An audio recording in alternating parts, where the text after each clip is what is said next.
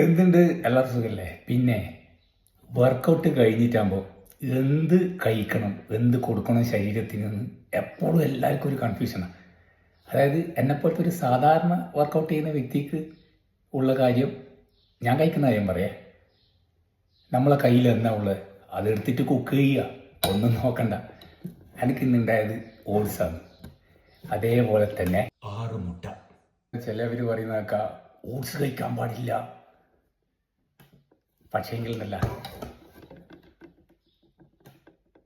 ഇതെല്ലാം കഴിച്ചിട്ട് തന്നെയാണ് ഉണ്ടാക്കി. പിന്നെ ഇതെല്ലാം കഴിഞ്ഞ് പുറത്തുള്ള കുറച്ച് ആൾക്കാർ പറയും ഇതും ഇല്ലേ, അതെന്താ നീ പറയാത്തതെന്ന്. ചില കാര്യങ്ങൾക്ക് ചില പ്രോട്ടോക്കോൾ ഉണ്ട്, അതങ്ങനെ വന്നിട്ട് സദസ്സ് പറയാൻ പറ്റില്ല. ഇനി നിങ്ങൾക്ക് അറിയണമെന്നുണ്ടെങ്കിൽ സ്വകാര്യം ഞാൻ പറഞ്ഞുതരാം.